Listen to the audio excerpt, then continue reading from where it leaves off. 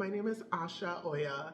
I am an artist and a life coach, and I am hoping to really give you guys an update on what's been happening, why I've been away for some time, and I really want to share with you what has helped me like completely shift my life for the better. So let's get into it. Before we move forward, go ahead and give this video a like and a subscribe. Earlier this year last year into the beginning of this year, I started to go through a really challenging depression that really snuck up on me.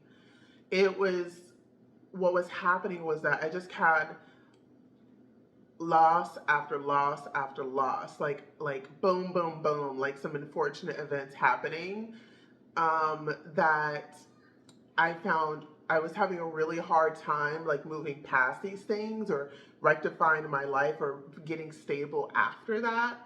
And I didn't really notice it at first, the depression coming on, but what I noticed, what I now can say happened was I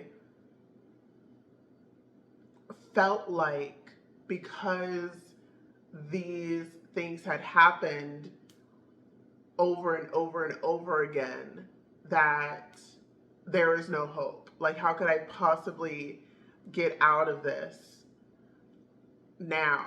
And I would try, and then things wouldn't work, and it felt like things were getting worse. And basically, I was losing hope. I was losing hope. Everything that I knew to do, from my manifestation stuff, not only was I not excited or inspired to do any of it, when I would do it, it wouldn't work. Nothing was happening. And so then I let go of that too. And I just felt like what is happening here? I literally feel like my life is falling apart. And like it's like the tower is crumbling. There's no way I could possibly stop it. I'm not strong enough or powerful enough to be able to do that. And it really brought me to like my knees. From the outside, I would say that it maybe wasn't as easy to discern what was happening, but definitely inside and with like some of my close friends and family, like definitely knew what I was going through and were doing their best to like help me and support me and encourage me through it. But what it really came down to was God. God brought me out of that. God rescued me. God came in and swooped me up and took care of me. And I want to share with you my new faith, my new spirituality. It's not new. It's not like I created it or invented it. This has been around for since the beginning of time. And so I am a devotee of Krishna. And Krishna is considered a Hindu god. And I do have to apologize.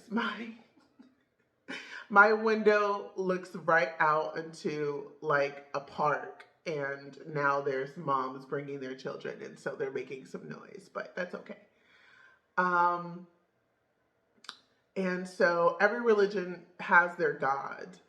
But what I found particularly compelling about Krishna is that Krishna is truly all powerful, all knowing, omnipotent, limitless in every respect. And that sold me. It wasn't just that. But what I realized, having grown up as a Christian, is that Christians are very sort of narrow minded in how they like to view God, right? God's this Jewish looking man or Muslim looking man from the Middle East. That's what God is. God is Jesus. And there's no other physical description of what God looks like. And so God and Jesus are actually separate, right? The Father, the Son, but there's no description of what the Father looks like. So everyone just say, oh, the Son is what the Father looks like. And even with Jesus, right, there's debate about what he looks like. And I always found that sort of confusing. And there are a lot of things about Christianity I found unclear over the years. Doing my own research, doing my own learning, there's so much that the Bible does not say. Okay, brief interlude. So the reason I brought that point up to begin with is because in the Vedic text, God can look like anything. God can change his form in any way, limitlessly and infinitely. And so what that's also something that really resonated with me and really reminded me and showed me that like who God really is. Like God can come as any being and look any way in any form at any time. And it's sort of really silly and ignorant of us to think that, God can only show up. God has only shown up in one time, at one place, as one person, and in one form, looking one type of way. And anything else that doesn't adhere to that is false or wrong. So, yeah. And so, honestly, at a very young age, I sort of set Christianity aside because as an intelligent, logical person, it's not something that I could fully subscribe to because there are so many gaps in the stories and the events and the wisdom. There's so many things that weren't explained or clarified or expanded upon. And, it wasn't always clear, how do we use this? How do we apply these teachings today? How do we explain what's happening in the world right now from the Bible? I don't really feel that information is there. And in the same way that the Vedic texts describe. So I just so far, if this interests you, if this resonates with you, if you're curious to learn more, then let's keep going. If you are triggered, if you're upset, if you're thinking about leaving a mean comment, then let's just say goodbye now. I appreciate you for checking it out this far, and I hope you find whatever else you're looking for on YouTube, because I'm not going to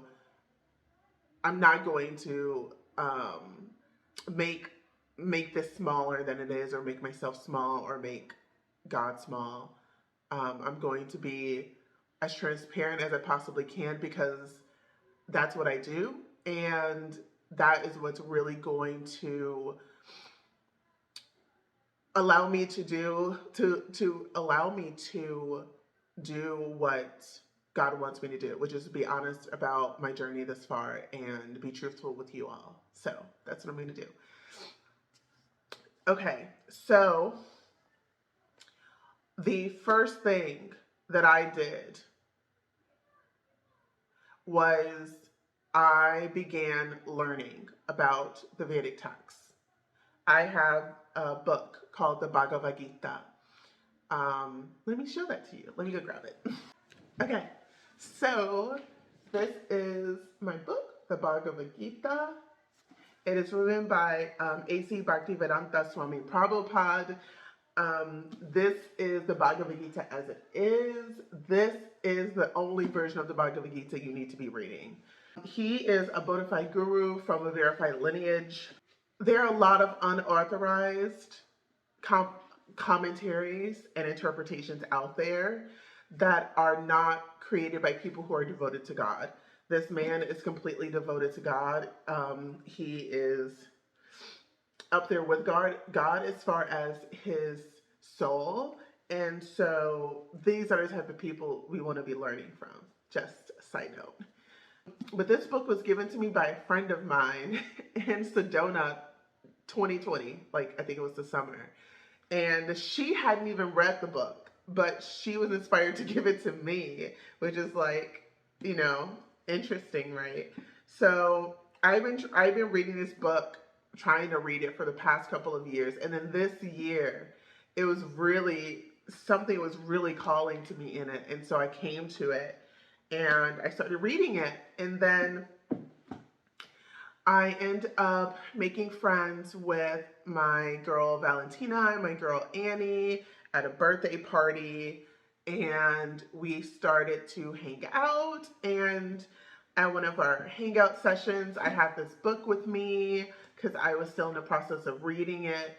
And Valentina was like, "Oh, is that your book? I thought that was my book." And I'm like, "No, it's my book." And she's like, "Okay, we need to talk." And so we end up talking and getting together and talking about the Bhagavad Gita, talking about Vedic culture, sharing what I was learning and what was really resonating with me. And she invited me into the Bhakti community that she is a part of.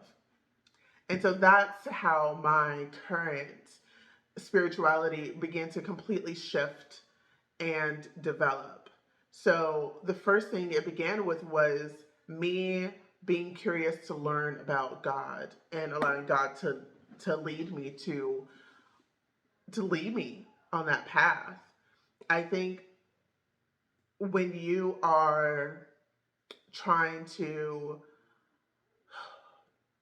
I wouldn't have got here to this point that I'm at without completely surrendering, without completely being open. And if this were to have, I don't know, come up a couple of years ago, I don't know that I would have been in the place to fully receive it because um, I thought that I was the one in control. I thought I was the one in control. And God requires complete and utter surrender. Like they completely. Like you have to completely surrender and let go of control and completely devote yourself to him. So I was not at that place a couple years ago. I was in the depths of manifestation. And y'all already know, because most of y'all probably followed me or were interested in me or know me for being a manifestation coach. And I was in the depths of that. I was enjoying it.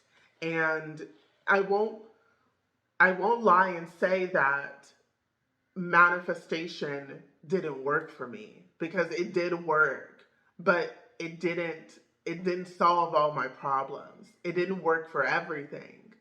And I want to talk about the reasons why, and this leads into the next point, which is that you are not God. You're not God.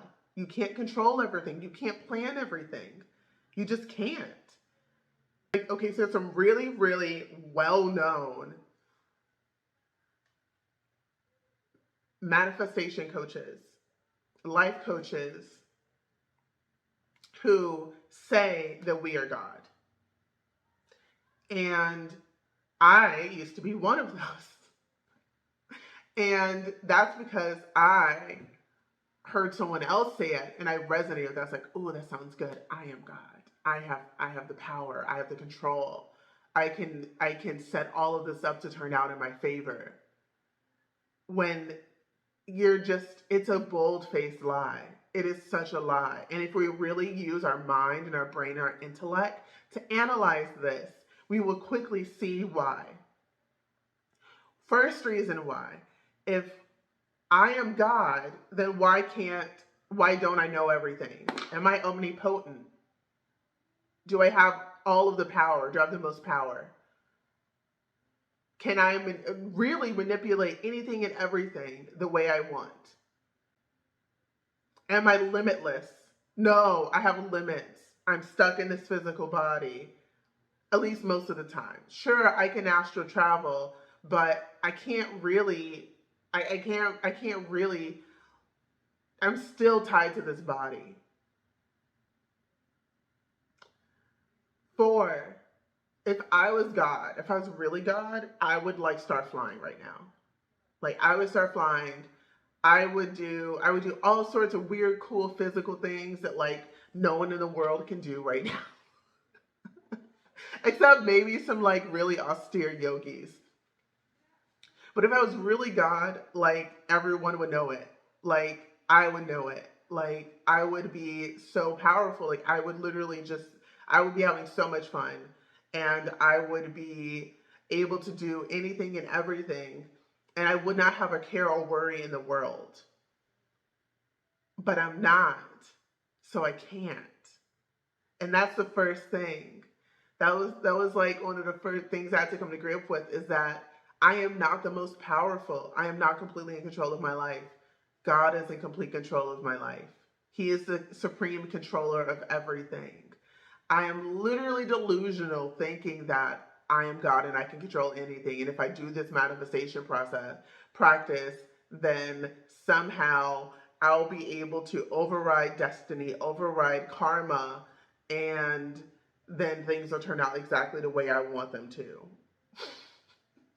It's just like, no, no, it's not true. And um, I feel like what was really hard for me to admit was that I didn't have a 100% success rate with my manifestation practice. And it doesn't matter how much you believe in it. It doesn't matter how much faith you have that, like, when you do this practice, that this will be the outcome. Like, no, like I really feel like God was just completely to allowing me to like go all the way full in on that manifestation, coaching, the practices, the rituals, all that stuff, just for me to see for myself that it wasn't the answer. Because if someone just telling me like, oh yeah, like that won't, like that's not the way, like no, like I was invested, I was building a business around it, and it's not the way. Now what I will say is that manifestation isn't just completely made up. Is some truth and some benefit to manifestation practices, but the underlying understanding or thinking that we can control and manipulate everything to get an outcome that we want, um, is is not true. It's misguided, and I feel that it's it's like it's a pipe dream. I feel like it's meant to really prey on vulnerable people who don't have a faith, who don't believe in God, and then give them something else in place of that and tell them if they do this, then you'll sometimes get what you want. But if you do it the way I do it, if you do it really, really good, if you buy this, if you take this course, you do this and you do X, Y, Z, A, B, C, jump up and down on one foot and sacrifice the blood of a rabbit, um, then you will be able to manifest anything that you want.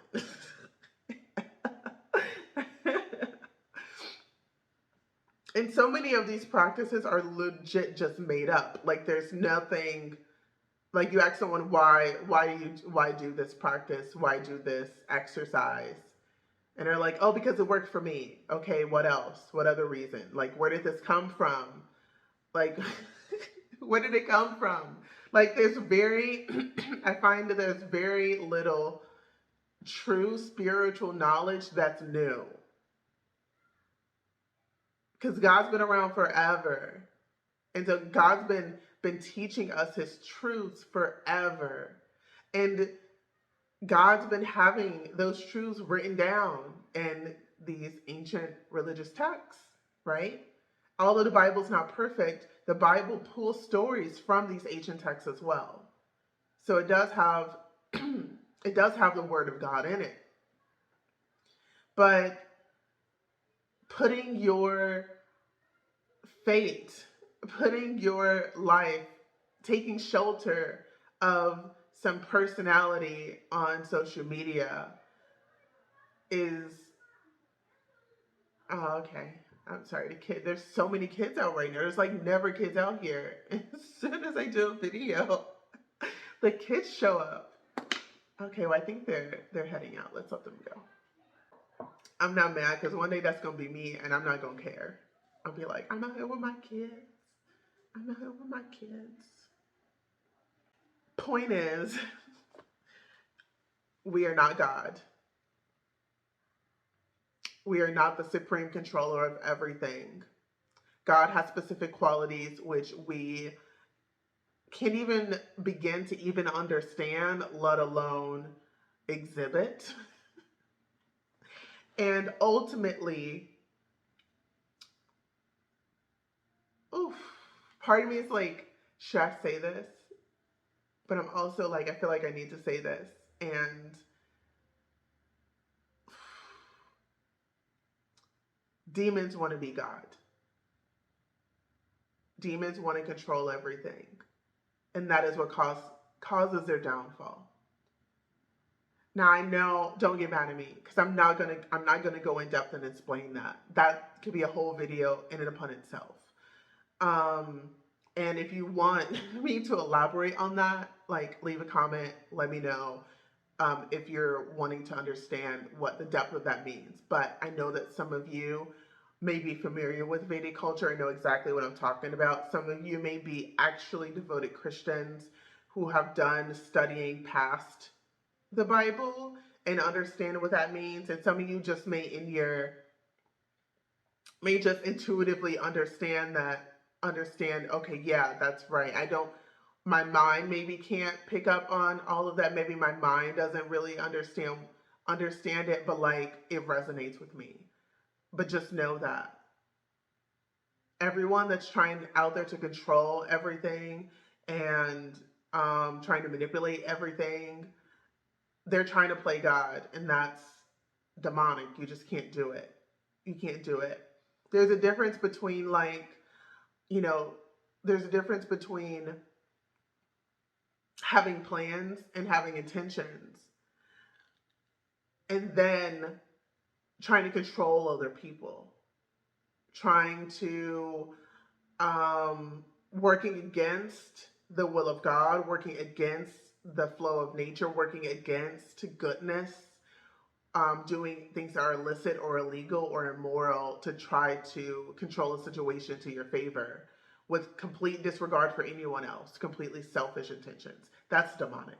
So I'm going to leave that there.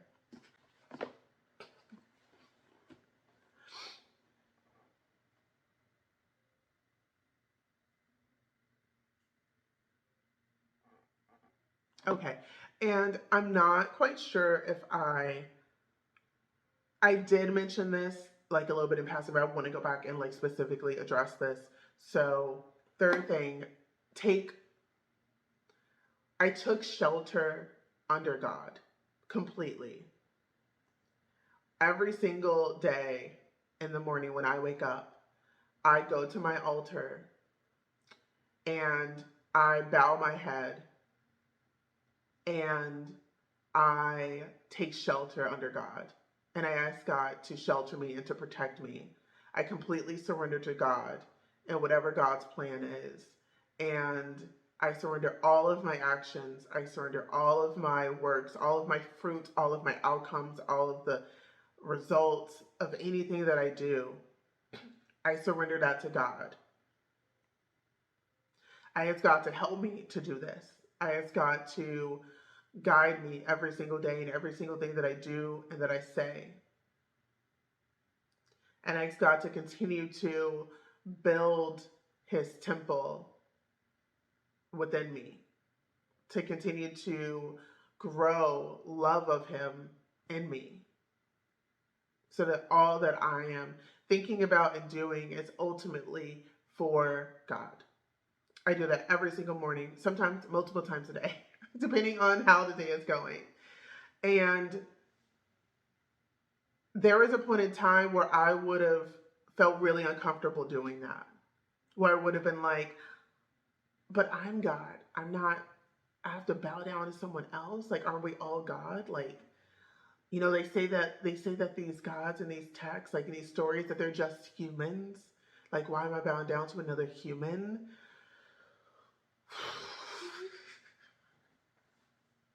Like, I went deep. I go down rabbit holes. I go in whole other worlds when I am like, when I choose to immerse myself in something and subscribe to something, I go deep. And as deep as I've gone now um, with Bhakti Yoga in my current religious path was how deep I had gone down the like manifestation path.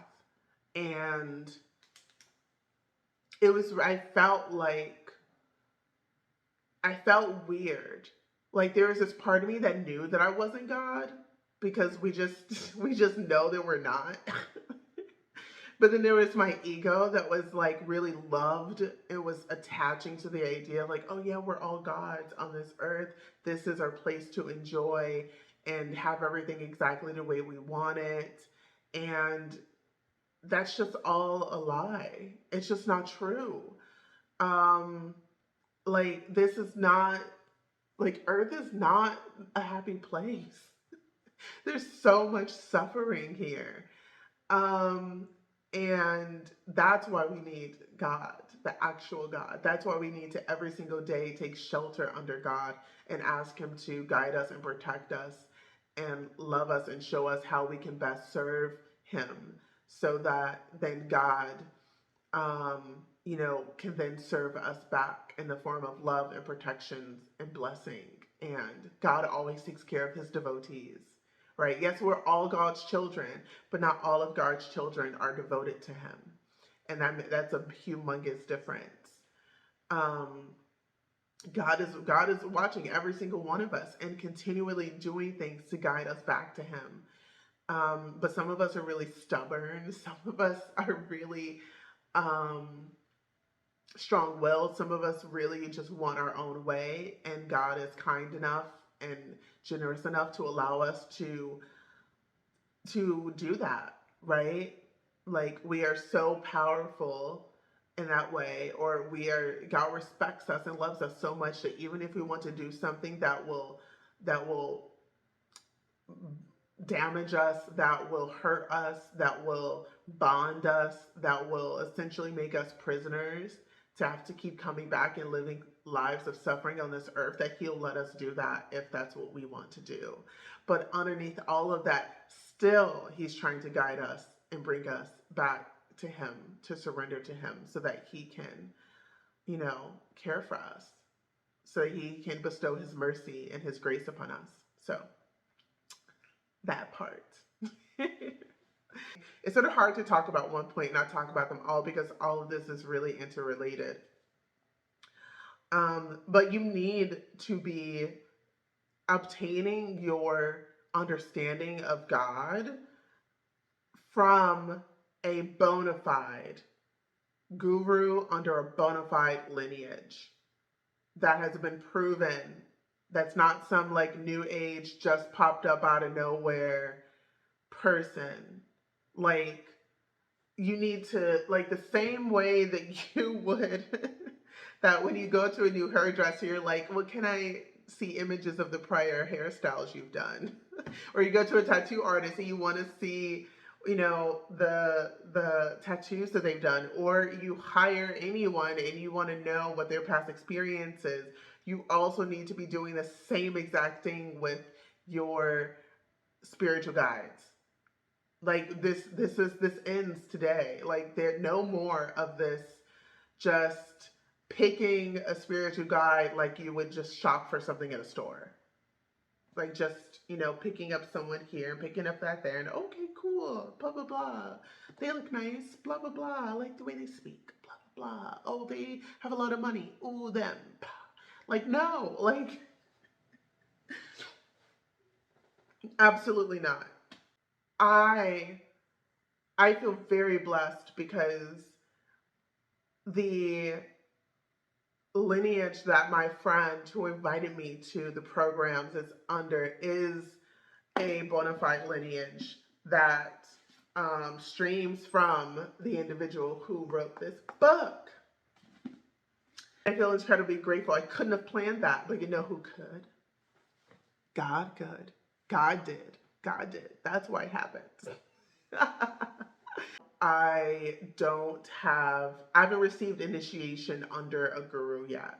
There's various levels of initiation based upon your spiritual growth and readiness. And not everyone can be initiated. Like, you have to be following their religious practices and guidelines in living your life a certain way to even be considered. And that says a lot because there's nothing like that in Christianity, right? There's nothing like that at all. And so it makes you, one, it makes you want it more because there's actually a possibility that you could be, that a guru could say no to you. Like a guru could be like, oh, well, you know, you haven't been doing X, Y, and Z, you know, do you really understand what it means to be a part of this religion, a part of this line? Like this line requires that you live your life a certain way. You actually adhere to the rules and the values, and that you actually surrender completely to God. And if you are not doing that or not able to do that, then you're not ready. That is revolutionary to me. As someone who grew up in the States as a Christian, hearing that, I've never heard anything like that before. And I was like, what? Like, he could say no? And hearing stories from my other friends who are devotees about them getting, them asking a guru to initiate them, it wasn't a sure thing. It wasn't a sure thing. Like one of my girlfriends was like, "Oh yeah, I asked him." And then he was like, "Okay, well, let me think about it." And so then apparently she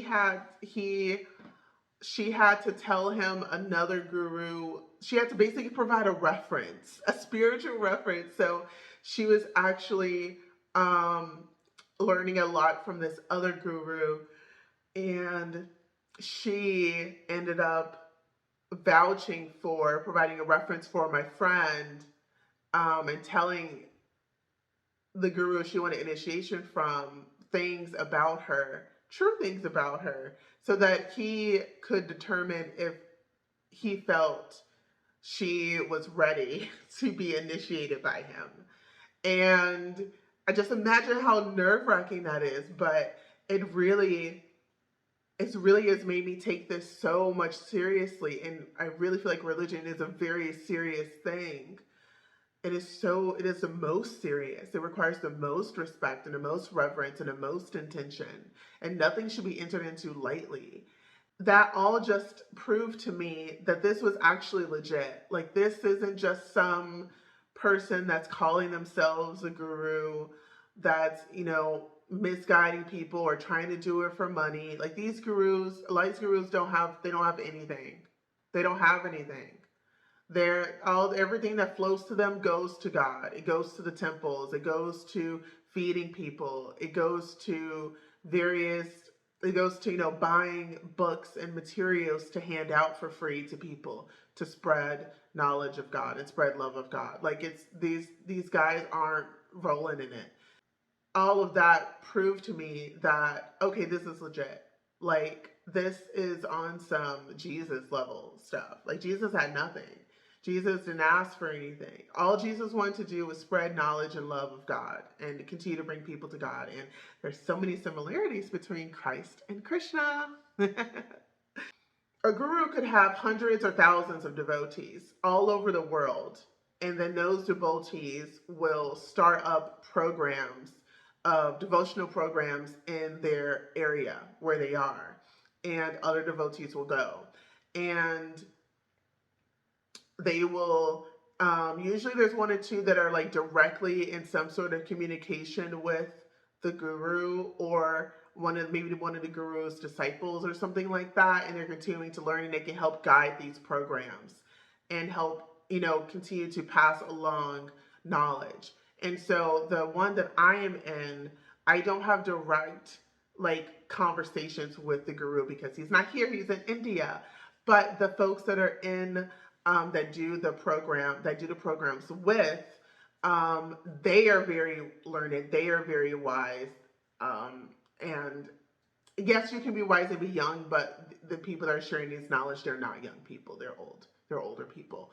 um, and through them, I am able to get what I need to continue my spiritual growth.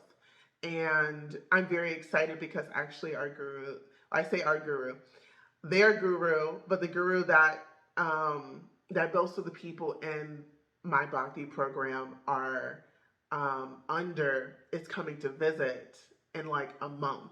And so I I'm not sure if I'm going to ask this particular guru for initiation. I honestly don't feel like that's completely within my control. Like I feel like once he is here, once I see him, like I'll be able to hear God's voice and know if God is telling me that this is the guru that I'm going to be initiated by or not. So, yeah.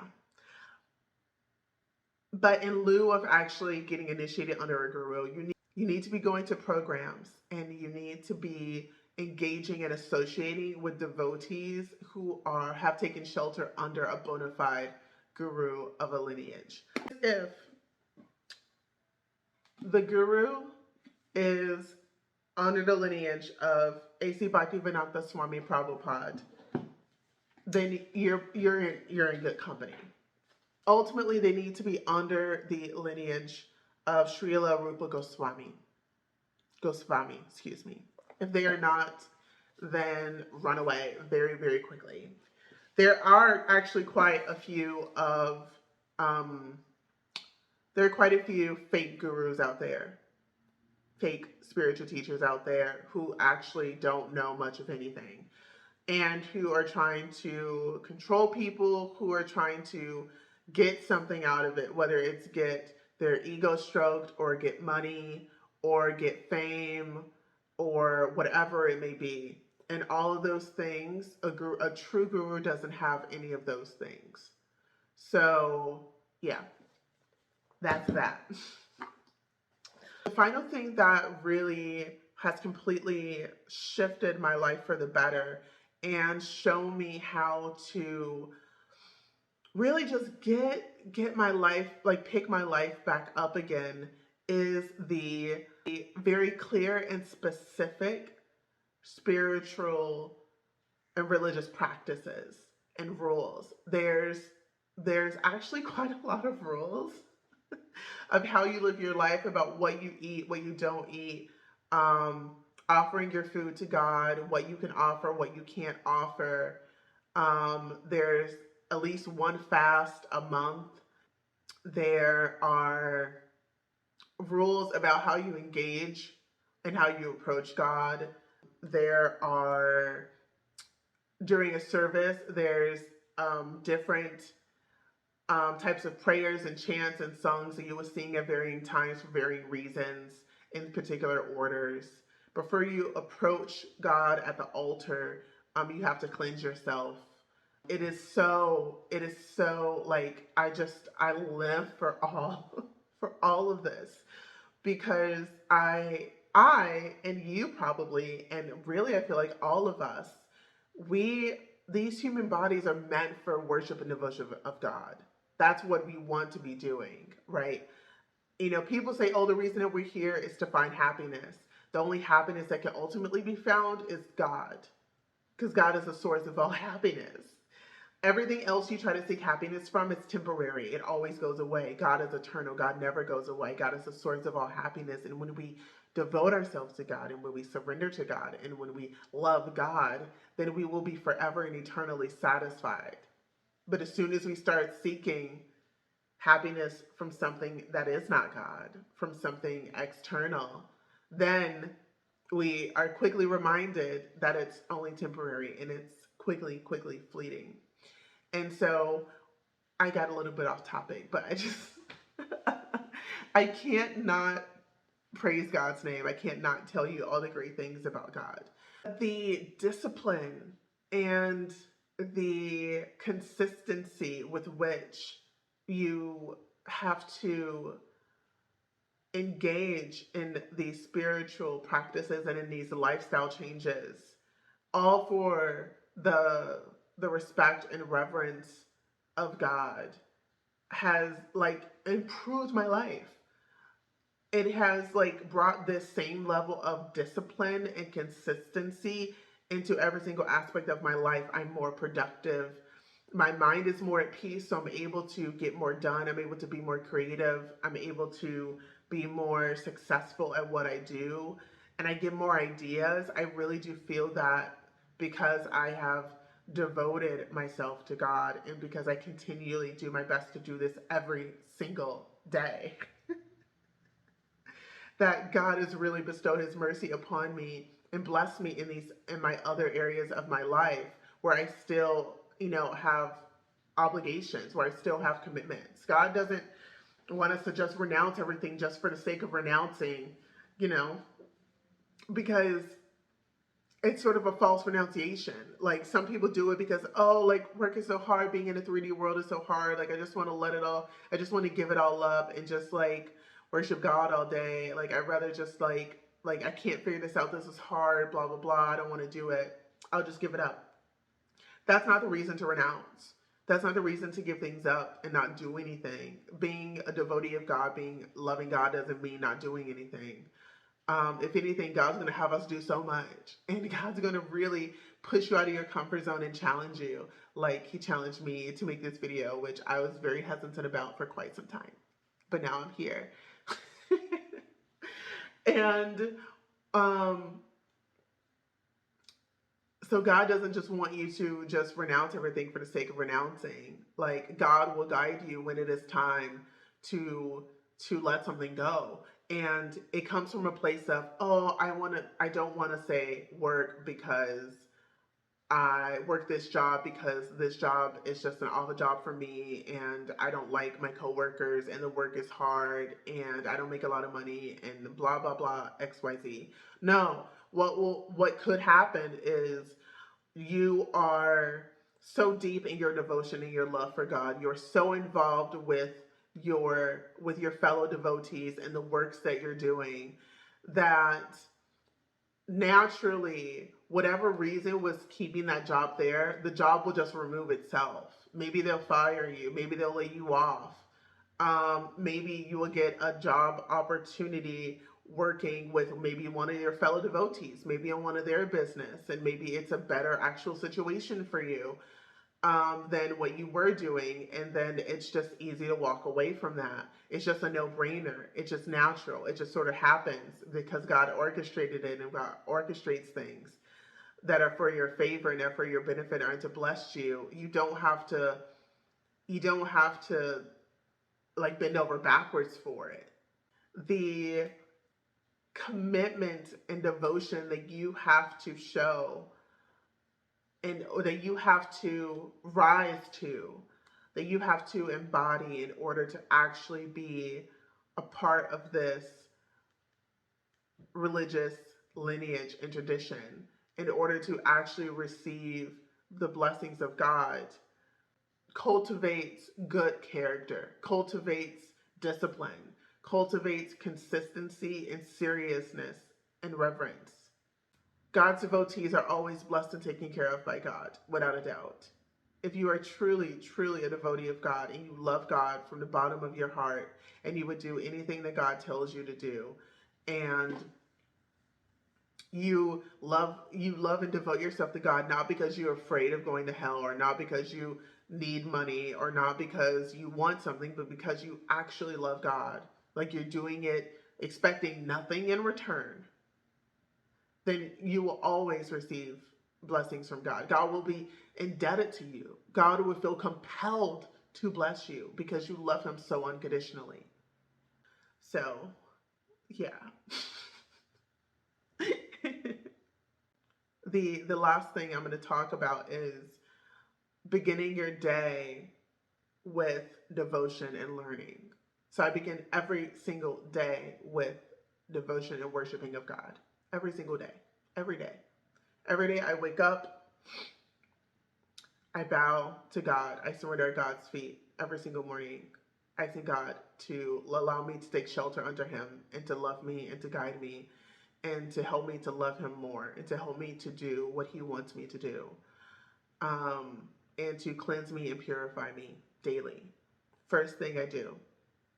Next thing I do is there are a few bona fide gurus that I really enjoy learning from, and they do talks or lives or videos. There's this particular guru. His name is Bhaktivedanta Tridanti Swami, and his YouTube channel is BV Tridanti Swami, and he does lives every morning from India. He is a bona fide guru. If you are looking for someone to get to really learn from, then he is a wonderful choice. A lot of devotees in my guru um, learn from him as well. So learning is really a part of spirituality as well. It's constant. It's like you're in constant school. It's like school never ends. And as someone who really loves school, I love it because I love learning new stuff. And I love expanding myself and growing myself and developing myself. And so I begin every day with prayer and singing and chanting God's name, and also with learning from God's chosen teachers, from God's chosen gurus. All of this, which I have talked about, has really played a huge part in my shift and my healing and in my continual upliftment. I want to really, really say, oh, and my ego is like, don't say that. Like, why do we have to say that? Like, why do we have to even admit that?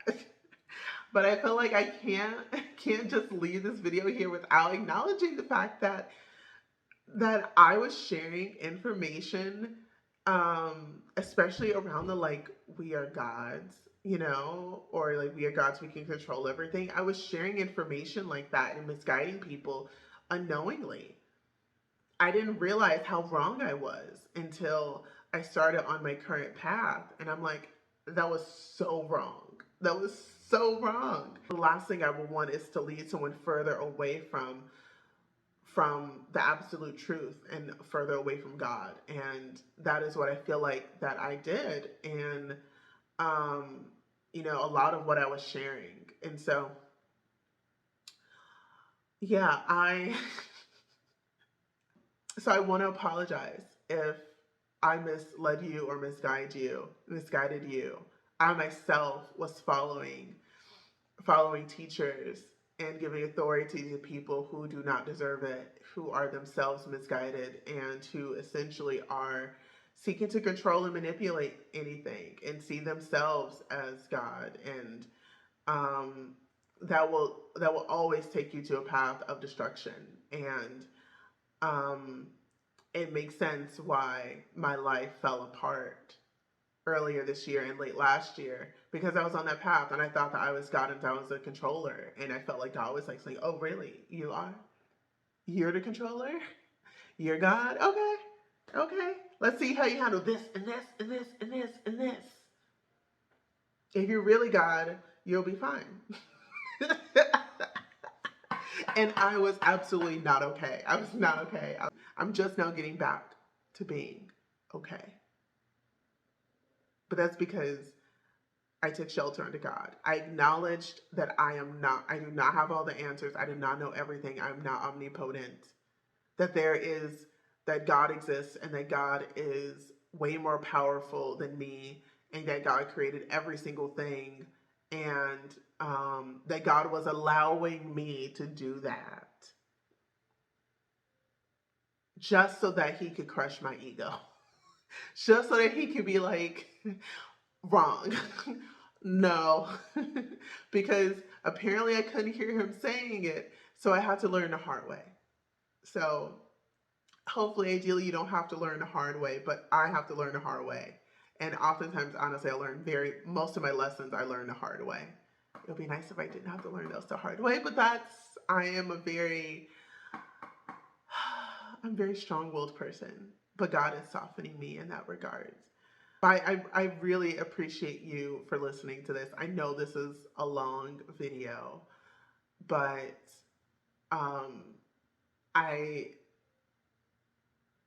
I've been wanting to come back and share with you all, but I wanted it to be when I was at a place of feeling whole and healthy and really and really personal in my relationship with God. I didn't want to come back and sort of be wobbly or be still confused or be, um, or be in this place where I really felt like I couldn't share something, share truth with you. And it took me some time to remember, to realize again what the truth actually is. So I appreciate you, and I really hope that we can continue on this journey together. I do plan on making more videos and more content talking about Vedic culture, talking about Vedic religion, talking about God, and also talking about things like femininity, sharing tips with you. And I'm not excluding men from my channel or my content, but my content is really at this time just focused on women and helping women and getting our energy right and getting us aligned with God, which is really our greatest gift, is our intuition and our energy and our Shakti, and that wants to be um in direct communication with God. And so that's really what I'm going to be focusing on and sharing, because my femininity has completely transformed. My concept and understanding of what a woman is and what a woman does and a woman's purpose and a woman's strengths and weaknesses has just like, I don't know, it's just completely transformed my life and how I relate to other people and how I go about my work even, and even has reflected in my appearance more. So I just want to start off by thanking you and appreciating you for being here and watching this and being with me. And I would love to know if you have any questions, if you have any thoughts, if you have any concerns, anything that is on your mind.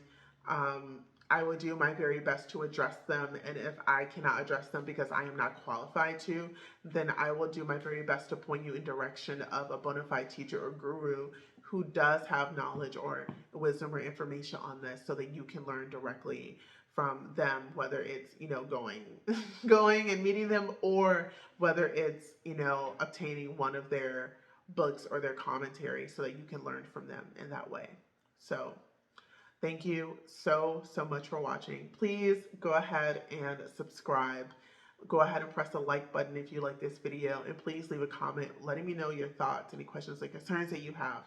And I really look forward to sharing the next video with you. I hope to see you next time, and I hope that you have a blessed day. Haribol.